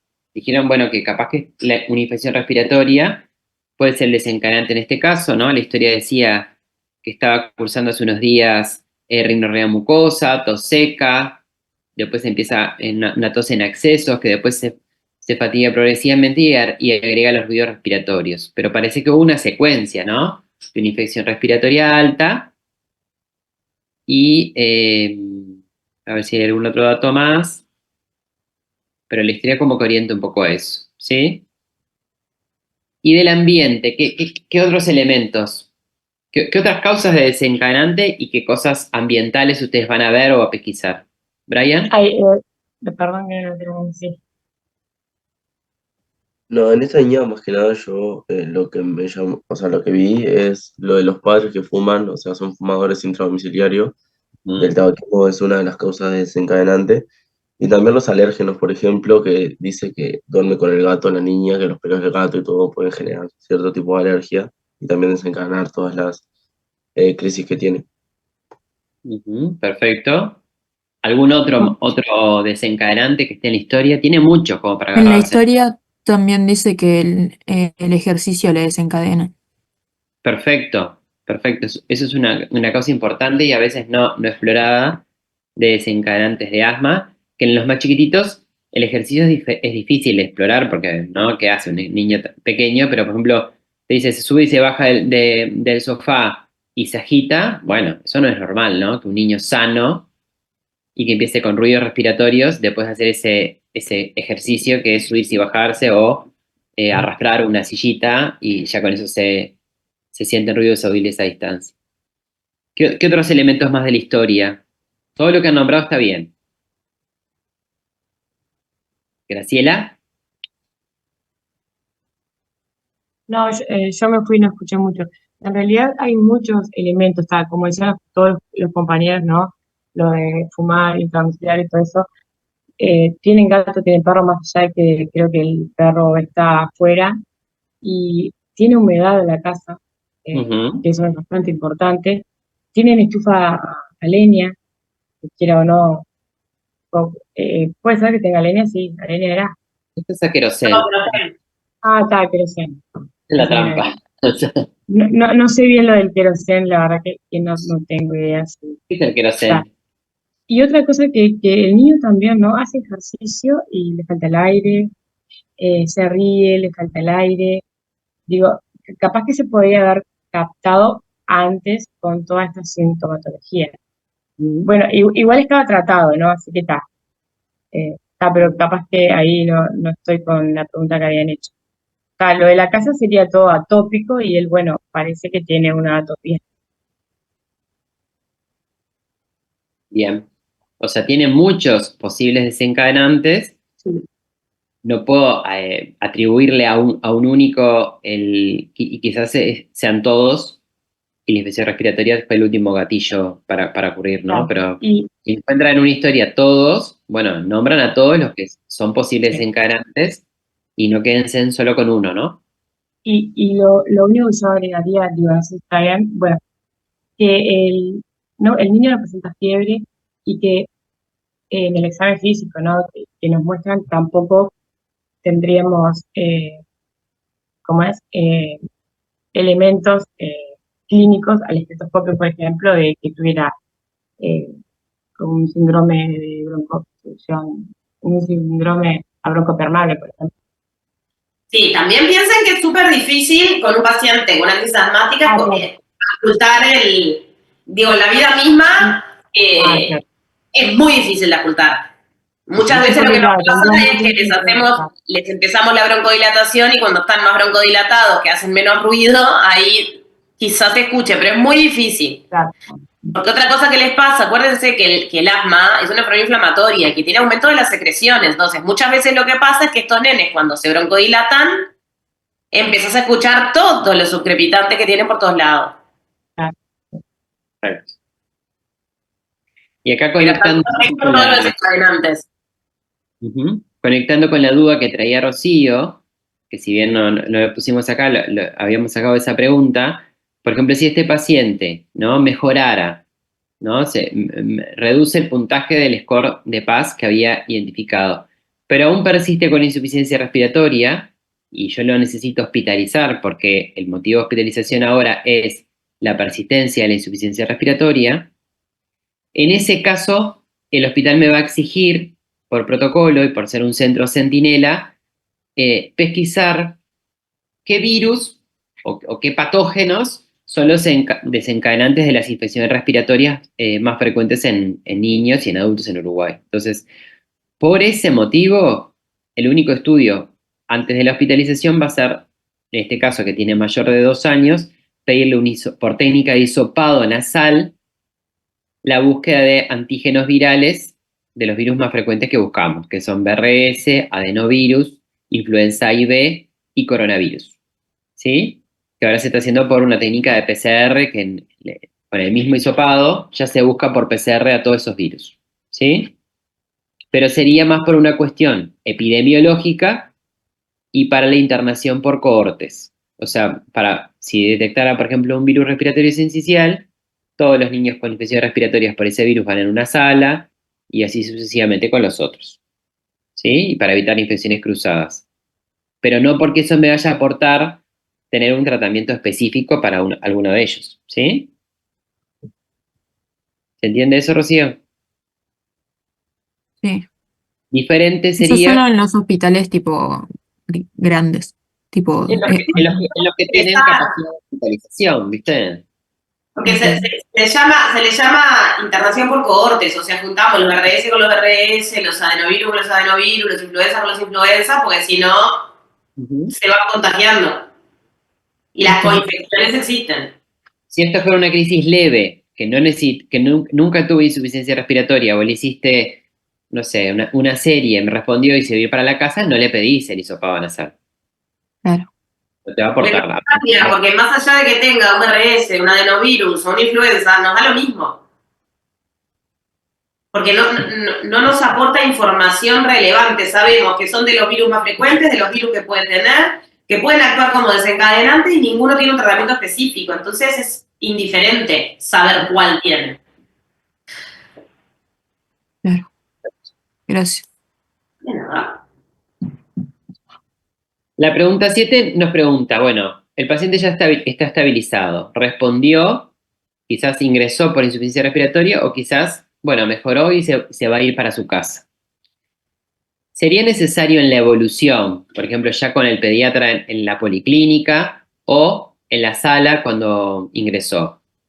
¿Es necesario pedirle algún estudio diferente? Decidimos no pedirle nada a la emergencia por aquella justificación que dimos. Y ahora nos preguntan si en la evolución es necesario pedirle algo diferente. Sí, no, ¿por qué? Justifique. Brian. A mí me queda un poco la duda por lo que decías vos. En realidad, tipo, esta niña es medio obvio, no sé si obvio, pero está, por todos los antecedentes que tiene, los desencadenantes, la sintomatología, tiene asma, pero o sea, no sé si, como decía, se necesita sí o sí como confirmar con la espirometría, pero según lo que decía el Pautas, te decía que en niños menores de 5 años el diagnóstico es clínico y en niños mayores de 5 años se tiene que hacer espirometría y en caso de que sea normal se puede hacer la prueba de incitación por ejercicio, digamos, pero por lo que vos decías, no sé si es tan así que se hace a todos para confirmar si ya están claros como en este caso o no. Idealmente, o sea, el menor de 5 años no es posible hacer la espirometría, entonces el diagnóstico es un diagnóstico clínico. En el mayor de 5 años, idealmente el diagnóstico es clínico espirométrico, ¿sí? ¿Qué pasa? El acceso a la espirometría a veces no está tan disponible y por eso uno termina en la mayoría de los asmáticos haciendo diagnóstico clínico igual. Pero lo correcto sería, en un niño que tiene tantos episodios de crisis broncoobstructiva, después que de los 6, que es una edad donde el niño colabora con lo que el técnico le va a pedir, que es que sople fuerte, que guarde el aire, que ahora empuje, que no, o sea, es un conjunto de órdenes para poder hacer el estudio. Idealmente debiera tener al menos una espirometría en su vida, por lo menos para confirmar el diagnóstico. Sobre todo en el que tiene crisis severas, en el que la respuesta no es tan efectiva, como porque el asmático, vos le haces ese salbutamol de corticoide y es mágico, es como que si le estuvieras dando un polvo de transformación que realmente responde, ¿viste? Y después incluso es un criterio diagnóstico, que se utilizaron salbutamol o corticoides y que ha tenido la respuesta es muy buena. Entonces, en esos al menos una espirometría en la vida, un niño mayor de 6 años debiera tener por indicación formal, ¿sí? Después está todo de si se accede o no se accede al estudio. Pero no está mal contestar que el diagnóstico de asma en el mayor de 6 años es clínico espirométrico y que al menos una espirometría tendría que tener en la evolución, ¿sí? Eso no quiere decir que vos, sin tener la espirometría, no puedas decirle que vaya a tener una probable asma y que empieces un tratamiento con un corticoide inhalado, y acá sí aparece la fluticasona, cuando, por ejemplo, este niño que viene consultando muchas veces a la urgencia, ¿no? O sea, la enfermedad está afectando mucho su calidad de vida, y quizás, acá no lo pregunta, pero bueno, quizás habría que empezarle en la internación un corticoide inhalado, como para Ustedes controlar. piensan, es un niño, o sea, no puede tener limitación para hacer ejercicio. Algo que es tan importante para los niños en todos los aspectos. El reírse, es como que está muy mal controlado. Una compañera había puesto, tiene un asma mal controlada. Sí, eso es un diagnóstico también, ¿no? Acuérdense que el asma crónica yo la podía dividir en intermitente, persistente, leve, moderado, severa. Esa era una manera de clasificarla. Y la otra es controlada, parcialmente controlada o no controlada cuando está en crisis, ¿no? O sea, acá conceptualmente está no controlada porque estoy frente a una crisis. Y bueno, ir pensando antes de irse a su casa, ¿no? Ya sea que haya querido internación o que le tuve que dar el alta de la emergencia, qué acciones o qué conductas tomaríamos respecto a este paciente particularmente, que yo pienso que tengo un asma, ¿no? Pienso que tiene un asma crónica, que ahora estuve enfrente a una crisis moderada con insuficiencia respiratoria, que respondió, chuki, chuki, chuki. ¿Qué recomendaciones o acciones haría? Graciela. Hola, buenas. No, yo lo que haría es, ahora estamos en una crisis, ¿no? Pero para mí requeriría un control con no sé si es un neumólogo tal vez, y ver yo qué sé, en 3 meses o algo, cómo es con un tratamiento, vemos si podemos, luego que le mandamos un tratamiento, si el asma puede estar controlado, y también tal vez el fenotipo del asma, porque capaz que es un asma alérgico, eh, me parece a mí, porque tiene mucha sintomatología. Lo que sí sé que es una asma mal controlada, pero tal vez con un buen tratamiento. Para mí el tratamiento no está siendo efectivo, pero no es ahora que podemos decir. ¿A qué tratamiento te referís, Graciela? Porque el nene no tiene un tratamiento de base para el asma. Porque yo primero, no había podido leer la historia y ahora la leí. No tenía un tratamiento previo, bueno, entonces vamos a empezar de lo mínimo, ¿no? Mandarle, por ejemplo, salbutamol. Por ahora le vamos a tener que mandar, ahora cuando esté en la casa, le vamos a tener que mandar metilprednisona o prednisona, por lo menos por 5 días, más el salbutamol y un extratoque. Pero tal vez después un preventivo y ver cómo darlo, no sé, en un mes o verlo nuevamente para ver cómo va con la sintomatología. Como Bien, que hay que reevaluarlo. ahora vamos a ver. Entonces, sí, Hay cosas de las que dijiste que están bien, otras que ameritan algún ajustecito, pero ahora vamos a ver. Bárbaro. Agustín, Pedro y después Brian. Sí, acá en este caso me parece que lo más importante es el tema de los desencadenantes. Primero eso, recomendarles pedirle que no fumen adentro del hogar, el tema de que se puede evitar dormir con el gato y bueno, el tema de las humedades se la pueden resolver. Y después lo que hemos hablado de plantearse un tratamiento de mantenimiento con corticoides inhalados a dosis baja todos los días, con la fluticasona. Y ahí ver si no sigue con la misma clínica de los síntomas y sería eso. Bien, Pedro. A ver, sí, acá, si bien no hay una espirometría o no hay una confirmación ya clínica espirométrica de diagnóstico de asma, por la probabilidad y todos los antecedentes que tiene, al menos la alta sospecha la tienen, si ya le tendrías que mandar un plan por escrito, tanto del preventivo como del de rescate, que se tiene que llevar bien pautado y bien entendido por la familia. Y más a modo de pregunta, el tema de las vacunas como la antiripal y la de neumococo, ¿intentarías ya mandárselas? O sea, ya programarle eso. Muy bien.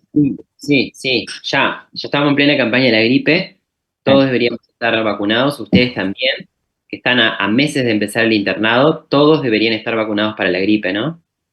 Y este que yo pienso que tiene un asma, le hago la receta y antes de retirarse de la emergencia pasa por el vacunatorio. Son las 3 de la tarde, el vacunatorio son a las 5, entonces ya va saliendo ahí, mamá lo abriga y lo acompaña a darse ella y el niño la vacuna de la gripe. La Neumo 23 tiene algunas indicaciones específicas que en él yo creo que la cumple porque sería un asma persistente. Entonces, el asma persistente, el intermitente no lleva Neumo 23 valente, el niño mayor de 2 años con asma persistente, moderada o severa, tiene indicación formal de la Neumo 23 valente. ¿Está? Pero está muy bien que lo hayas pensado. Busquen indicaciones de la vacuna antigripal para repasar. Eso es muy importante. Y vacunas e indicaciones de la Neumo 23 valente. Mayores de 2 años siempre, nunca menores de 2 años, y en este caso tiene indicación porque probablemente tenga un asma persistente. O sea que ahí incorporaste otra cosa. Vacunas no sistemáticas, o sea, las que no son las obligatorias, que este tenía un carnet vigente, pero bueno, siempre puedo recomendar acerca de vacunas. También hablaron de los desencadenantes y prevención de eso, e incorporaste el concepto del mapa de ruta o plan escrito, claro, sencillo, para que la familia entienda qué tiene que hacer frente a otra crisis, ¿no? Y ahí optimizar tiempos, miren si la ambulancia demora, entonces qué cosas toda la familia puede ir haciendo, y cuanto más confiable la familia, incluso le puedes enseñar la dosis del corticoide, ¿no? Darle el corticoide para que tenga la casa y que sepa que además de la serie, la primera serie le dé la dosis de la prednisolona o la prednisona. Eso uno va a ir viendo también en la vida, según qué tan confiables son los padres y el vínculo que uno tenga con esa familia, cuánta información va a poner en ese plan de acción, ¿sí? Y también va a depender de qué tan lejos o cerca viva de un centro asistencial, qué tanto contenido va a ir en ese plan de acción. Y de la comprensión también de la familia, ¿no? Después algo que dijeron ustedes en otras preguntas es, siempre es un buen tiempo para repasar la técnica de inhaloterapia. Acuérdense en que el no entender o hacer una mala técnica es la principal causa de reconsulta y de rehospitalización. Ese es el principal problema de los niños en Uruguay y el mundo. La mala técnica de inhaloterapia que hace que, bueno, todo el tratamiento que le indicaste perfecto no llegó a donde tenía que llegar y el niño regresó, ¿sí? O sea que eso explicar, el mapa de ruta, las vacunas, los desencadenantes. Y Graciela trajo lo mandaría al neumólogo ¿tá? Eso también en los materiales que les mandamos ahora, los invitamos a ir al apartado criterios de derivación al subespecialista. El asma es del pediatra, ¿sí? La mayoría de las asmas, les diría, el 95% de los niños con asma son manejados por un pediatra, ¿sí? Y el pediatra es incluso el que le va a indicar, por ejemplo, cuando tiene criterios de iniciar un tratamiento crónico, que se llaman controladores o preventivos, es el pediatra que va a indicar ese tratamiento crónico, ya sea un corticoide inhalado, solo o asociado a, por ejemplo, un antileucotrieno como el montelukast, y va a derivar al neumólogo cuando luego de haber usado 2 medicamentos de uso crónico, el niño aún sigue estando sin control, ¿sí? O, por ejemplo, frente a una crisis de asma severa que requirió ingreso a CTI, estuvo intubado, estuvo ventilado. Eso es otro criterio de derivar al neumólogo, ¿sí? O que esté pensando que este niño no tiene asma. Tiene episodios de sibilancias, pero que, bueno, no responden tan bien al salbutamol y a los corticoides.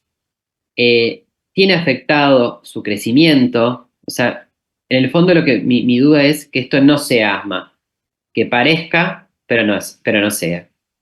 Entonces ahí tienen algunos elementos de cuando uno tiene que mandar al neumólogo, ¿sí? Pero los invitamos a ir a repasarlos, esos criterios, porque están en la literatura muy, muy claros. Lo que no queremos, o sea, un buen pediatra nunca es un derivólogo, ¿no? Porque si no es diarrea, va para el gastroenterólogo, asma va para el neumólogo, convulsión va para el neuropediatra, ¿no? Hay como algunas cosas que debemos poder resolverlas porque somos los especialistas en niños. Hay varias manos levantadas. Pedro, Brian, Graciela y María. Yo he dejado la mano levantada, pero la bajo. ¿Vale? Brian. Lo mío era más que nada consulta, porque capaz que nosotros, o sea, estamos hablando de seguir como escalonar los pasos, digamos, en esta niña, pero también está como muy expuesta a los alérgenos, y a factores desencadenantes. Los que dice todo es que siempre tenés que tratar de sacar todo eso, sino porque no sabemos nosotros si es que no está respondiendo bien o que si está constantemente expuesta, jamás va a terminar de responder bien, porque por más que vos le sigas subiendo las cosas, está siempre expuesta a un montón de factores desencadenantes. Y lo que me queda la duda es que estaba viendo la Gina del 2024 y lo que dice es que cuando tienen síntomas de menos de 2 días por semana, se debe hacer tratamiento inhalado con SABA y acompañar con dosis de corticoides inhalados. Lo que dice la historia es que ella tiene síntomas 2 o 3 veces al mes. O sea, yo entiendo que es menos de 2 veces por semana. Entiendo que ahora está en una crisis, pero ¿por qué si tienes, o sea, según lo que entiendo de la guía, yo lo que pensé era eso, de que cada vez que tome SABA, tome corticoides inhalado, sacar los factores desencadenantes, y capaz no es necesario tener de mantenimiento, porque justamente tiene 2 al mes, que no es tanto, digamos, que tenga los síntomas, según lo que dice, si es menos de 2 por semana, se da eso como tratamiento. Tiene síntomas inducidos por el ejercicio, por la risa, tiene cosas que le limitan en su vida diaria, que eso también juega. Claro. Sí, yo me quedo la duda, o sea, de que para darte no era tranquilidad, tan... en este momento de tu carrera académica, ¿no? En donde estás, nadie te va a exigir que vos elijas qué fármaco controlador vas a indicar en un niño, porque eso sería como más un dominio o un conocimiento que esperamos del posgrado de pediatría, ¿ah? Para que entiendan, pero sí lo otro que dijiste me parece muy interesante, que es que vos ya estés percibiendo la importancia de los factores ambientales o modificables. Lamentablemente, en muchos de los pacientes, algunos no los vas a poder modificar, porque sería como trasplantarlo de la casa, ¿no? Quizás en algunos vas a poder modificar, que capaz que puedan arreglar la humedad, como vimos, bueno, convencerlos de que las mascotas duerman fuera del cuarto del niño, o algunas cosas, o sacar el moquet, por ejemplo, que es algo que típico en Uruguay. En un momento era todas las casas con moquet y ahora ninguna tiene moquet. Por suerte. Por suerte. Algunas cosas vas a poder modificar, pero otras que tienen como el impacto tan grande con los determinantes de la salud, ¿no? acceso, la seguridad social, la vivienda, algunos lamentablemente van a ser muy difíciles de modificar, sobre todo el tabaco. Ese es muy difícil de modificar. El acceso a policlínicas de cesión de tabaco no es tan disponible como creemos. Y bueno, la adicción a la nicotina es una adicción de las más difíciles de tratar, ¿no? Van a ver eso que es un punto muy fuerte en los pacientes que sobre todo que van a asistir en nuestro hospital. Pero obviamente mi intención va a ser siempre modificar todo lo que pueda modificar, ¿no? Porque obviamente la fluticasona no va a hacer milagros con un niño que va a seguir envuelto en una nube de humo. Me alegro que lo pienses así. Ya, caras. Exacto. Entonces, decir, bueno, cada encuentro va a ser una oportunidad de poder enfocarse en eso, sabiendo que algunos vas a lograrlos y otros lamentablemente no. Y después, en lo otro no se maten en eso, en cuándo va lava, cuándo va no sé qué, porque no es un dominio para el pregrado, tampoco es un foco para la prueba del internado, y sí es algo que esperamos que el razonamiento ese lo haga el posgrado de pediatría. ¿Sí? Gracias. Tiene que dar muchos datos, una historia, para que vos puedas contestar 100% qué controlador arrancar. Tendría que darte muchos más datos para que vos llegaras a ese razonamiento. ¿Tá? Así que tranqui con eso. Graciela, tenés la mano levantada. Sí, no, yo en realidad totalmente de acuerdo con el compañero en la parte educacional y por lo que dijiste tú de que es muy difícil combatir, digamos, esta parte, por lo menos podríamos hablar sobre el ejercicio, que lo ayuda, la alimentación, a ver si preguntarle a la mamá o al padre o a la familia si notan que sea lógico algún medicamento, algún alimento, y por ejemplo, si fuman, que, que vengan, que se laven las manos, que si pueden cambiarse la ropa, que si pueden hacer afuera, que los ambientes sean bien aireados. No sé, me parece eso, pero totalmente de acuerdo con el compañero que habló, porque creo que acá la parte educacional es importante. No, y una pregunta que te iba a hacer, si capaz que no, el Monteluca, es un comprimido, ¿no? Y Sí. es un antiinflamatorio. ¿También lo manda el pediatra? Sí. Sí. Está. Y reentendí la parte esa de que no se deriva. Está. Pero el Monteluca se manda normalmente. Sí. Y en este caso se mandaría. Acá vas a empezar por uno, ¿no? Ah, claro, sí, sí. No, porque había leído que se toma durante mucho tiempo, entonces me parecía Vas a menos empezar por la fluticasona, por ejemplo, vas a elegir la dosis, le vas a hacer como dijiste tú, darle por al menos 3 o 4 semanas, ahí evaluar la respuesta y ahí ves si asocias Montelukast o no. O asocias lava. Pero no se focalicen ahí porque a ninguno de ustedes les vamos a pedir que hagan esa indicación porque están recién intentando ingresar al internado. ¿Sí? Antes de terminar, sí quería traer el tema del asma desencadenada por ejercicio, porque esto sí es una indicación puntual, y este nene que tiene 8, que debe está en la escuela, está haciendo el deporte en la escuela, que es, recuerdo que una vez por semana, que hacía en una gimnasia, pero capaz que va al club, o que va a un club de niños, hace fútbol, no sé, baila, ballet, lo que le gusta a él. El asma desencadenada por ejercicio tiene un tratamiento particular que es el salbutamol. ¿Sí? Entonces, si pudimos identificar en la historia que el ejercicio le desencadena el asma, media hora antes de hacer el ejercicio que esté programado, o por ejemplo, se va a salir a andar en bicicleta con los amigos, media hora antes tiene que hacerse 4 puffs de salbutamol con su inhalocámara y luego va a hacer el ejercicio. Y eso siempre que vaya a programar un ejercicio, o que lo tenga, lo tiene que hacer 4 disparos de salbutamol con inhalocámara antes de ejercicio. Ese le va a permitir hacer toda la dinámica de ejercicio sin, desencadenar una crisis. Porque eso le va a permitir después hacer deportes. Eso sería cuando tiene síntomas solo antes del ejercicio y más o menos. Cuando vos identificaste que el ejercicio para este individuo es un desencadenante. No todo asmático, su asma se desencadena por ejercicios. O sea, en este niño ponele que le vas a poner tratamiento preventivo también con corticoides inhalados todos los días. Además, cada vez que vayas a hacer algún ejercicio programado, que estos 4 puff. Exacto. Y le vas a decir, vas a explicar a la familia que él tiene como desengrante el ejercicio. Que el equivalente es la risa. La risa también es como una forma de ejercicio. Entonces la gente, sobre todo hay adultos que dicen, no, empiezo a reír y me... Obviamente que esa no es programada, ¿no? Me río porque soy una persona feliz. Esa no la voy a poder hacer porque hay gente que se ríe mucho y agradecemos que haya esa gente, ¿no? Y la del ejercicio, acuérdense que es importante porque también es parte de lo que se recomienda en el tratamiento del asmático, ¿no? Es como un círculo vicioso. Vieron que hay familias que tienden a que no haga ejercicio porque le hace mal, ¿no? En realidad tenemos que ponerle un controlador para que lo pueda hacer.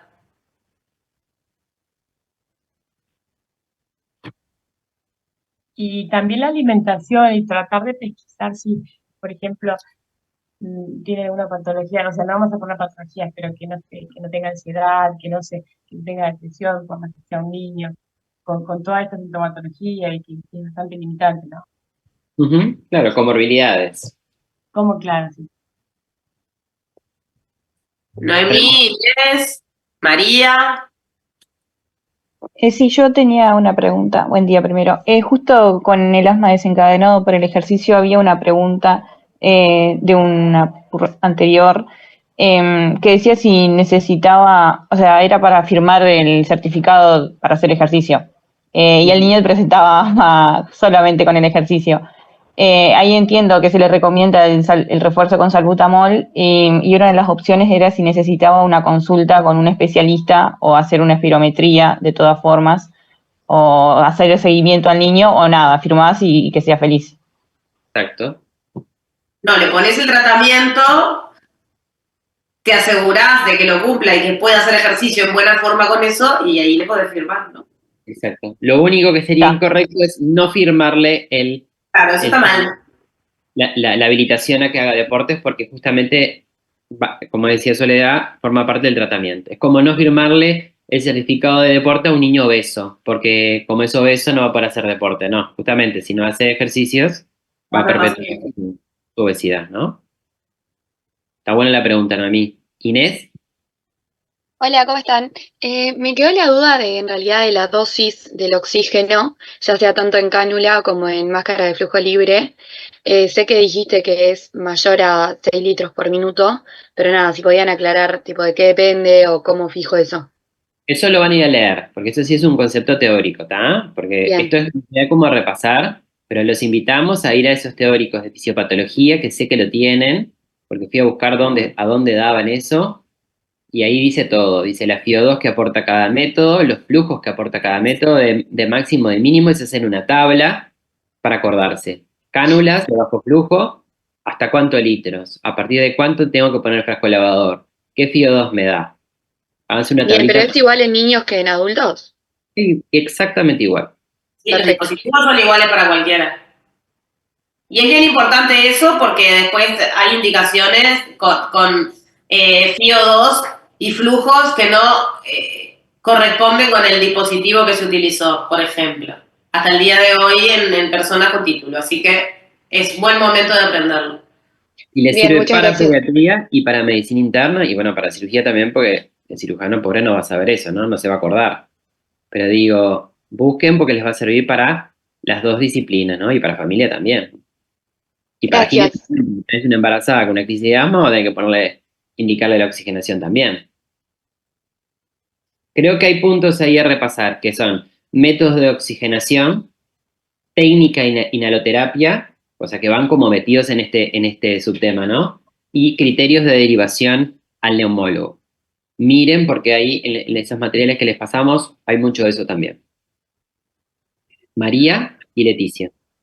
Y terminamos con ustedes. Hola.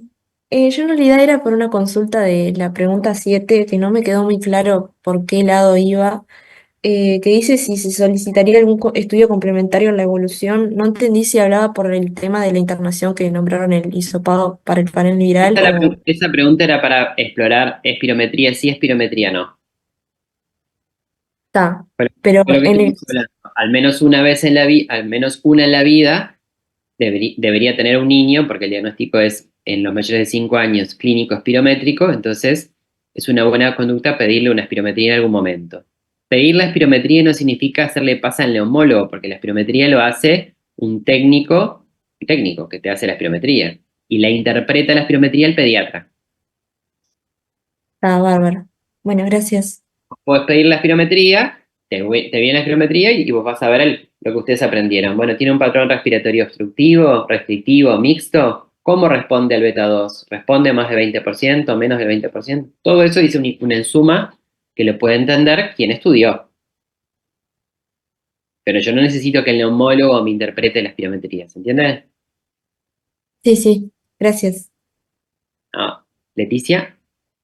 Sí, quería hacer una consulta, creo que quedó un poco para atrás. Hoy hablábamos de que estábamos usando el PAS para hacer, digamos, establecer el score del tipo de severidad del asma.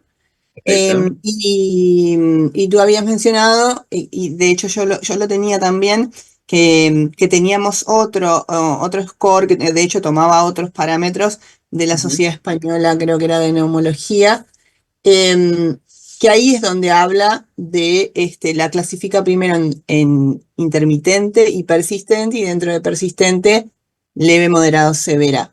No, pero ese no es para catalogar severidad de la crisis. De crisis, perdón, Martín. No.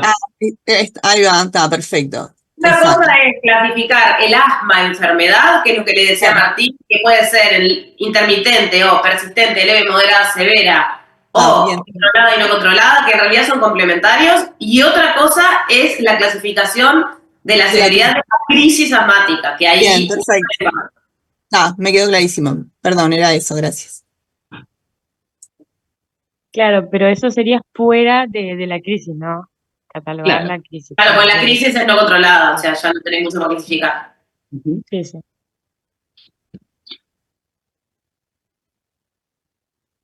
Bueno, les decíamos, el mejor de los éxitos, vayan a estos puntitos dilemáticos que me parece que son estructurales de la carrera y les va a servir no solo para dar la prueba, que me parece que es como la excusa, pero sino para estar fresquitos para cuando arranque el internado, ¿sí?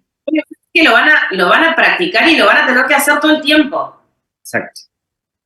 Porque si hay algo que ponemos en los pacientes, por lo menos en las emergencias, es oxígeno.